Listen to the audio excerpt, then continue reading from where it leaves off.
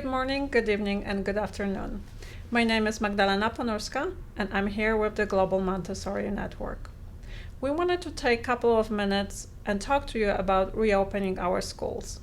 We're all very excited about reopening, but at the same time also very anxious.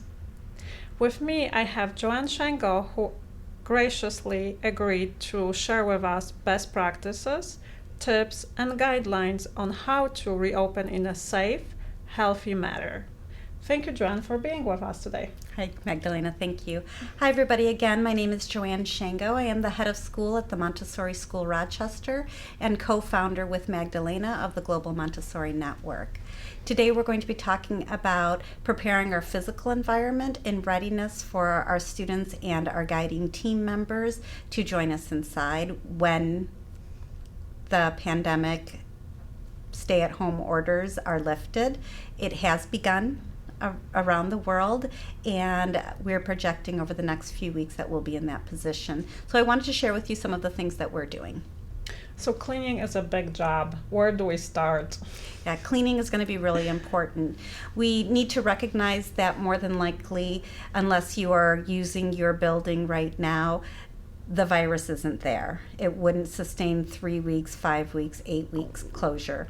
That doesn't mean that your building doesn't need some love. There is a certain state of disuse, an air of disuse that you want to eradicate from your building. For me, you want to first look before anything else on aerating the building, opening your windows and doors and bringing fresh air in. That fresh air is vital. It's important. We all need it. So aerate your building, all of your windows, all of your doors, let the air circulate, and that's really your very first step.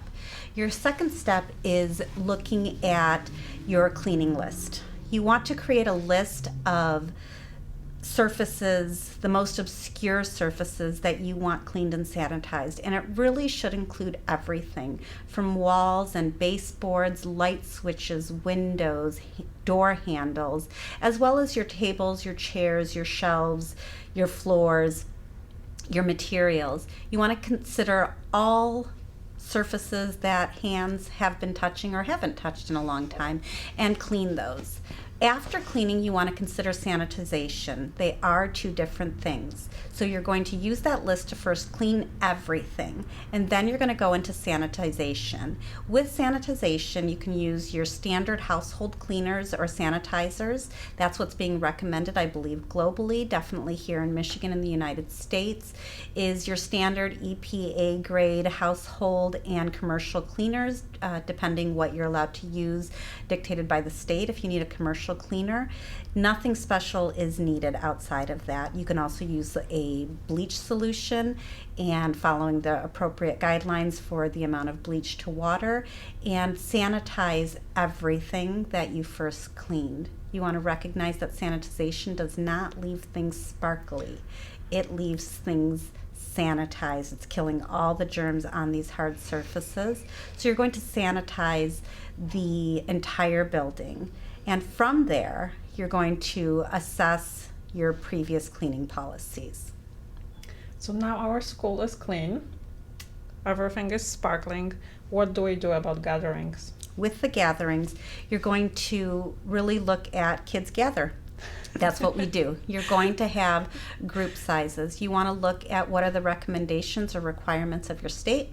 You're also going to look and assess with that survey that you initially did on class size. What are your guides, your supporting team members, and your families comfortable with, and how are you going to make those accommodations? Once you figure out what that looks like, you're going to put that into a policy so that people know for the short term what your maximum class sizes are going to look like, and then you're going to look at the other things that we do, things like concerts or special events that come in, we call them in-house field trips. You're going to want to postpone any of those events right now. They are great for enrichment for our children and a great way to connect with our families. That's not necessary right now, so you'll forgo those for a little while. The other group, if you will, has to do with marketing. We give school tours. Sometimes they're group tours, sometimes they're individual tours. And for our school, they are at their maximum effectiveness when school is in session. That being said, you're going to want to do one of two things. You're either going to reduce your tours to after school when there are no children in the building, or you might want to consider creating a virtual tour.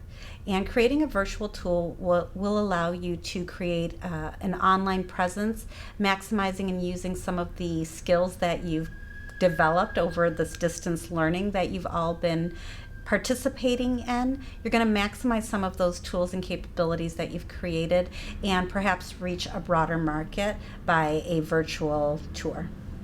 Those are some really great points. Thank you, Joanne, for that. Let me recap. So step number 1 is air off. Step number 2 is clean, clean, clean.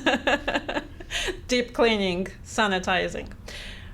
When it comes to gatherings, consider the size, and then also consider doing virtual tours. And we'll talk more about virtual tours in a separate segment. So join us again, and we look forward to connecting with you shortly.